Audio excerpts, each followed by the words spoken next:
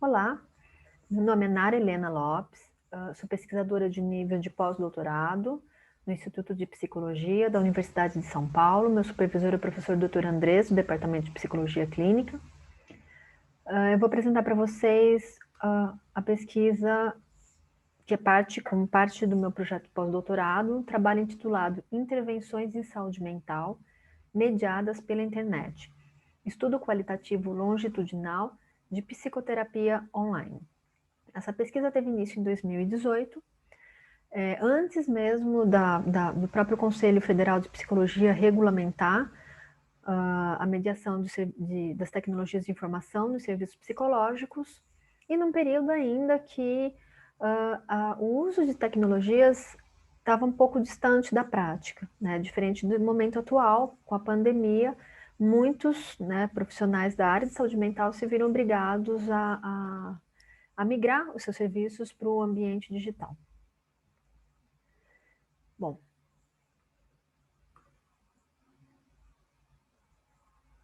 então, desde o início da pesquisa, e eu acho que agora essa discussão é ainda mais importante, as tecnologias, elas não são só uma ferramenta de uso, como um lápis, um caderno, mas é uma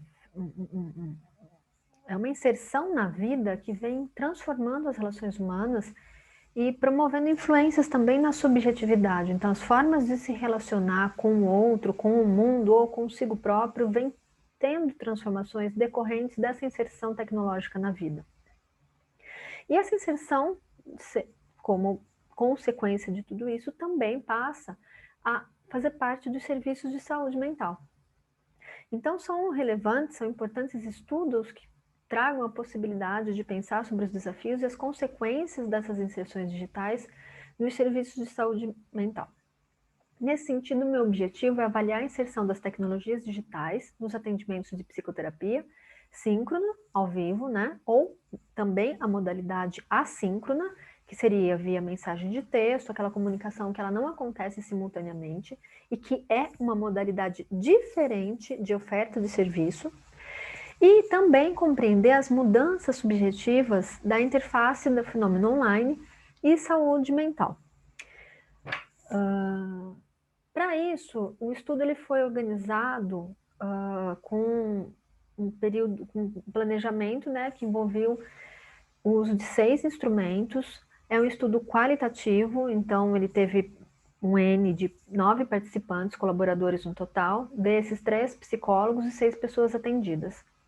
Os 3 psicólogos, cada um fez um atendimento misto, que seria face a face e online, então ele iniciava no consultório, e tinham sessões online síncronas e também com a mediação assíncrona, e um psicólogo também fez um atendimento exclusivamente online, então não teria contato face a face, não teria contato em consultório.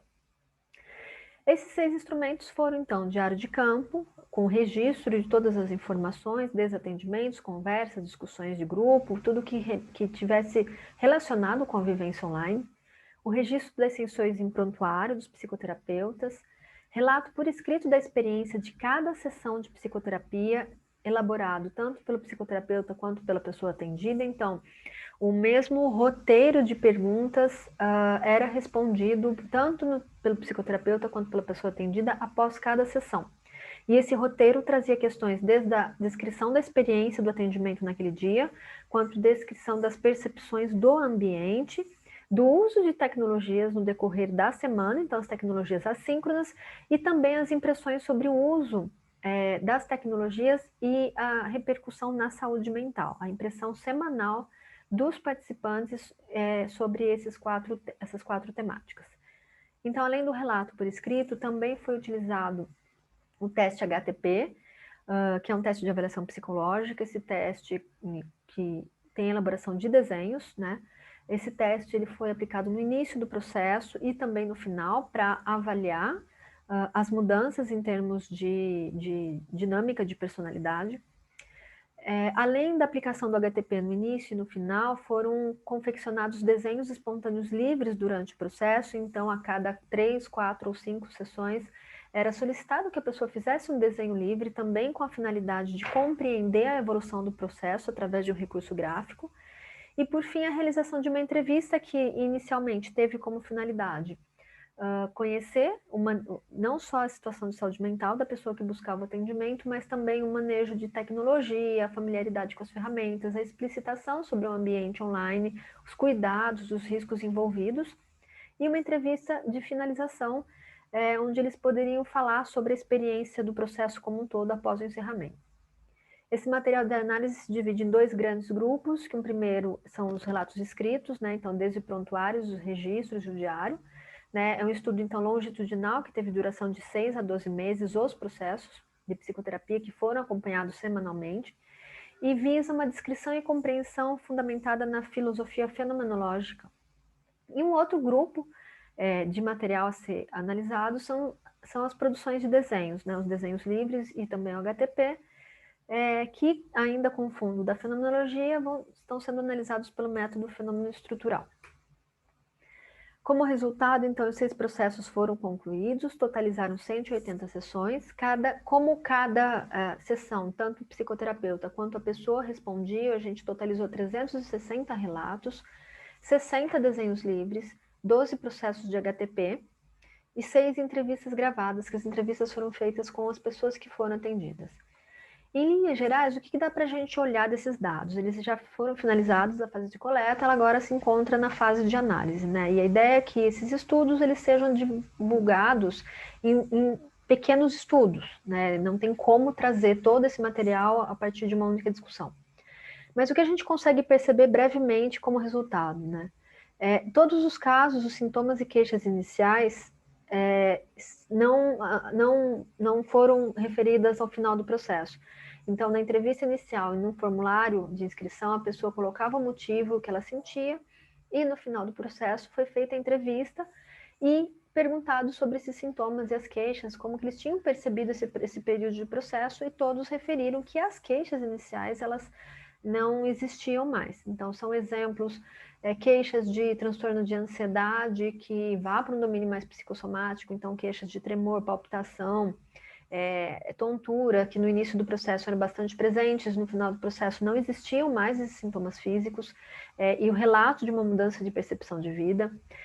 Também transtorno de ansiedade numa dimensão mais do pensamento, então pensamento acelerado, excesso de pensamentos, paralisia da vida, desânimo, desmotivação, falta de perspectiva de futuro, que no final do processo a pessoa conseguiu organizar todo esse emaranhado interno, de alguma maneira, e conseguiu também começar a organizar e a planejar a vida, estruturar ações concretas com uma maneira mais, conseguindo perceber a vida de uma maneira mais nítida.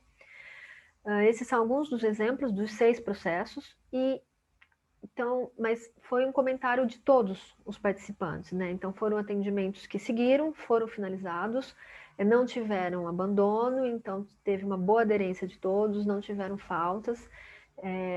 Foi um estudo que atingiu, né, o objetivo inicial. Algumas informações também são interessantes de pensar, que no final do processo, na entrevista, eles relatam a preferência pelo atendimento online, o que desconstrói um pouco a nossa visão de que o atendimento, possivelmente, alguns estudos trazem, né, de que esse atendimento seria algo secundário. Né? Os participantes, eles relataram a possibilidade de melhor controle do próprio ambiente, então a possibilidade de ter uma formação, conversar, entender a importância do sigilo e do ambiente, ao final do processo foi percebido como a possibilidade de estar nesse ambiente de uma maneira mais à vontade, de uma maior intimidade e conforto com as emoções. O que seria esse conforto? Por exemplo, você está bastante mobilizado e chorando, né, quando encerra a sessão, encontrar pessoas na rua, encontrar secretárias, enfim, não poder ter esse momento com você próprio de conter si mesmo essas emoções. Então, eles perceberam, é uma das falas, essa da preferência pelo atendimento online, de uma pessoa que, inclusive, fez o processo do misto, né, que ele se sentia mais confortável no ambiente onde ele fazia, ele escolhia. E também a questão da mobilidade, né, de processos que aconteceram em período de férias e puderam continuar mesmo em situações de viagem, ou então pessoas que residem em outras cidades sem afetar o processo. Quanto ao acesso assíncrono, também foi visto de uma maneira bastante positiva por todos os participantes, a possibilidade de ter um espaço onde aumentava a sensação de proximidade do terapeuta, mesmo que esse espaço não fosse o momento onde o terapeuta tivesse que responder. Então, isso eles trazem na entrevista final, que não precisava necessariamente o terapeuta responder no momento, mas que existência e a oferta desta modalidade, com as devidas formações, com os devidos cuidados, trouxeram essa sensação de proximidade, de vínculo e organização subjetiva para as sessões. Entretanto, tem um ponto que é importante de destacar, que dos 3 processos que aconteceram mistos, um relatou sentir melhor benefício nas situações face a face presenciais, mesmo com todas as condições de ambiente, de sigilo, de privacidade, de estar à vontade, não tendo prejuízos com o atendimento, ainda assim ela se sentia mais à vontade e ela sentia que tinha mais benefício para o processo dela o atendimento face a face. Eu acho que esse é um dado importante que está sendo analisado agora, mas que vale para a gente pensar nesse contexto da pandemia, onde todos os atendimentos foram migrados, é uma tentativa de a gente não naturalizar todas as pessoas como pessoas que podem se dar bem com esse modelo de atendimento. Então, de estudos que possam sistematizar, de avaliações que possam ser conduzidas em manejo clínico, de maneira a identificar quais as pessoas que podem se beneficiar ou não de um processo online e, não se beneficiando, quais os recursos que os profissionais têm para oferecer em termos de local, de atendimento local. Então, brevemente, como conclusão, as influências do campo digital da psique apareceram nos processos, então, de sentimentos de ansiedade vindas de um uso excessivo da internet por campo do trabalho, ou de relacionamentos só virtualizados, que também no decorrer do processo foram se ressignificando. E a internet, então, não só como mudanças subjetivas, então o profissional atento só às mudanças subjetivas, mas também a importância de uma formação específica para os profissionais, em termos de uma configuração metodológica dos atendimentos. Então, uma das coisas que foram relatadas na pesquisa é que, embora a gente tenha pouco tempo, mas houve todo um processo de preparo, tanto do ambiente onde a pesquisa aconteceu, o ambiente online, com servidor próprio, ferramentas avaliadas, termos de segurança que não traziam o uso de publicidades, ao mesmo tempo formação tecnológica dos profissionais, domínio do campo, né, das legislações, da ética, da legislação da internet do país, e também reuniões semanais de suporte clínico, né, que esse tripé, de alguma maneira, possibilitou um espaço seguro onde as pessoas puderam se beneficiar de uma maneira bastante positiva do uso da psicoterapia no ambiente online. Eu deixo como referência o manual que a gente publicou, é um livro em parceria com uma outra pesquisadora que também iniciou sua pesquisa de estudo longitudinal também em 2018 na Universidade Federal do Paraná, que é Psicoterapia Online, Manual para a Prática Clínica, onde a gente traz referências internacionais, né, um livro bem pensado para citar referências e auxiliar na fundamentação dos atendimentos online, principalmente agora na situação de pandemia, que nem todas as pessoas tiveram acesso a uma formação. Bom, isso aqui foi um breve panorama da minha pesquisa.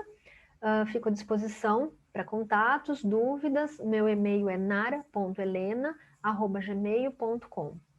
Eu agradeço a atenção e a oportunidade e até breve.